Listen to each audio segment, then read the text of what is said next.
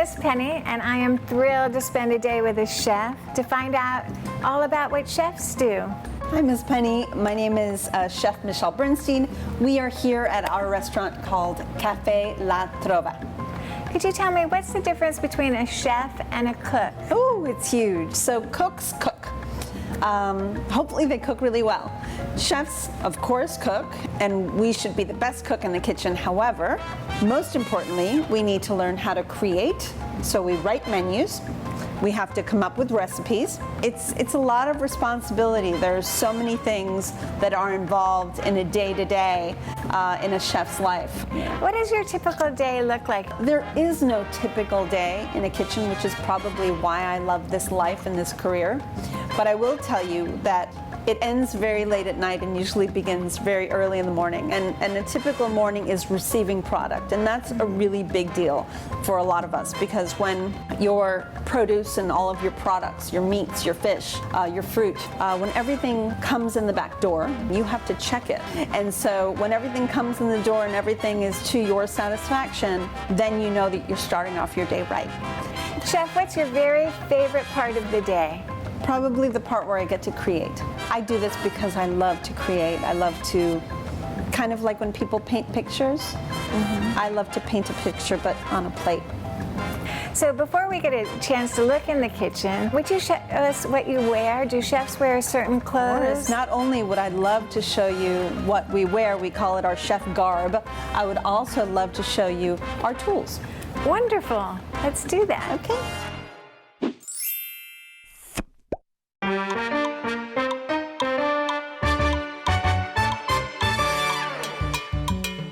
Let's talk about your chef's uniform. Absolutely. I love the chef's uniform.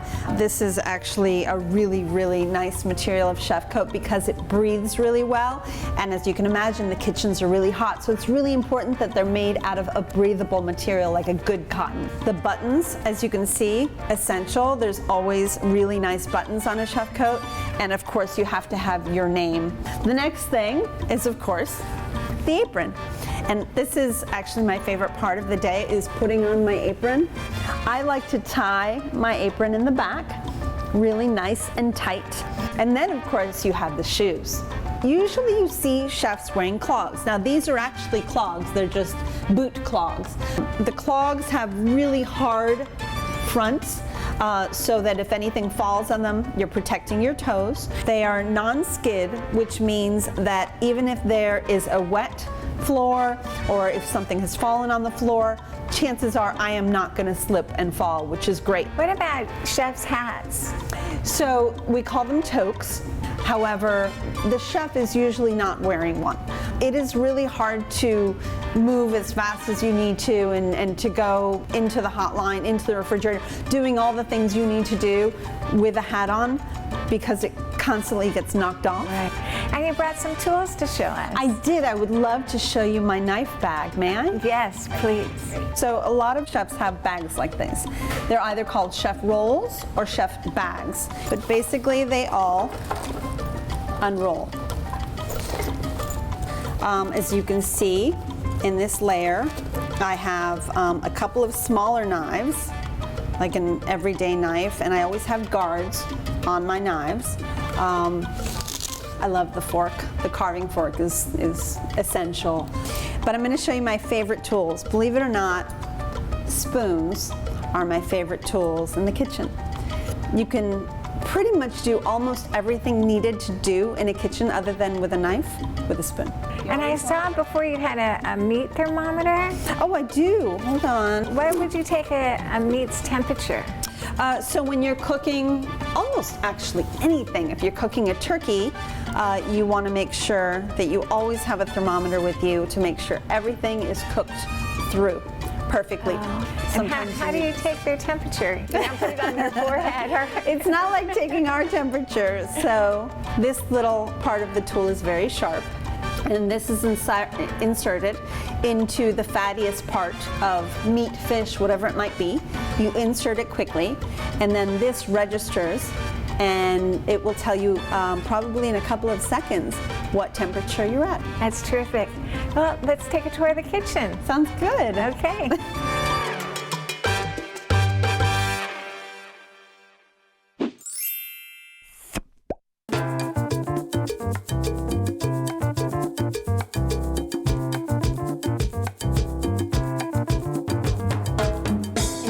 here in the kitchen at Cafe La Trova, my restaurant.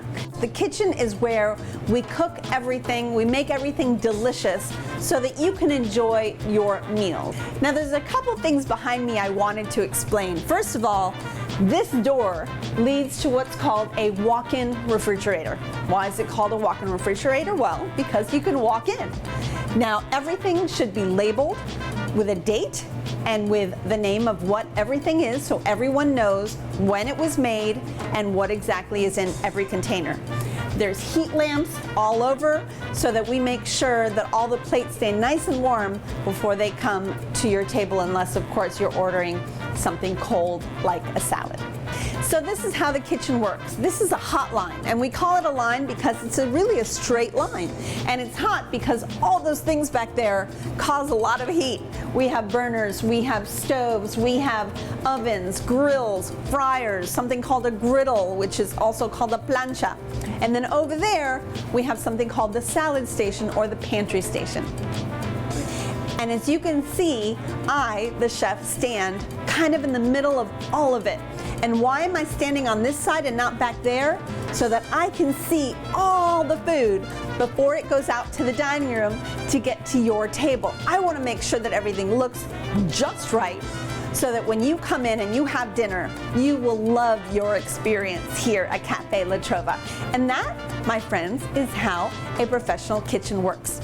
So now we're going to go into the dining room because I want to teach you all a delicious recipe.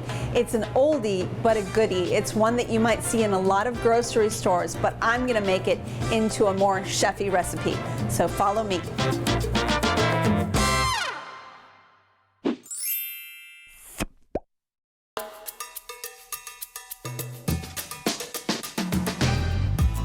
Well, whatever we're making sure looks delicious. What are we making? I thought that I would teach you and everyone out there how to make ambrosia salad. Sounds wonderful. Have you heard of ambrosia salad? Yes. I thought so. So ambrosia salad is a good old American recipe. Now, ambrosia salad is delicious, and you find it in the deli section of a lot of grocery stores. I'm going to go ahead and start mixing and talking to you about the ingredients in my ambrosia salad. There's only one thing I'm giving you the choice of, and I love people to choose. So we're either mixing it all in yogurt or whipped cream. What do you select? Whipped cream, please. I love you, Miss Penny. You're the best. All right. So this is unsweetened whipped cream. You do not want sweetened whipped cream because you have a lot of things with natural sugars all around here that we will be adding to the mix. So let's start with everyone's favorite, some marshmallows. I love marshmallows. So we have those mini marshmallows that you want to put into your hot cocoa. Sorry, I dropped one. All right. It looks delicious already. Already? Yeah, it's just, okay, we're ready to eat. And then let's start with our fruit. So we have some fresh little diced pieces of pineapple.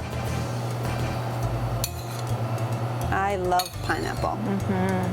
These are cut up mandarin oranges, you know, the little clementines that you can buy. You peel them, and then you can easily run them under some water and just rub off some of the white pith. The pith is the white part around the citrus. Cherries. So if you're lucky enough to have cherries in season, that's what we have here. Then let's talk about the not so fruit things, but are still part of that fruit grouping. So we have coconut, and I'll add some of that to the mix. Oh, it looks beautiful already. And then nuts are so healthy. They have such good oils in them. If you can eat nuts, I suggest a walnut. It is my favorite for ambrosia salad. So we're going to mix this together. Look at all these beautiful colors. So delicious it looks. And there we have it. And so the last thing you would do when you serve it is top it with sprinkled, toasted, delicious coconut right on the top of it.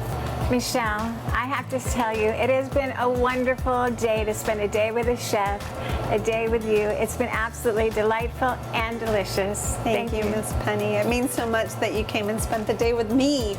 You're the best. You are we idolize you in our home, and we start our days with you. So thank you, Miss Penny. Thank you.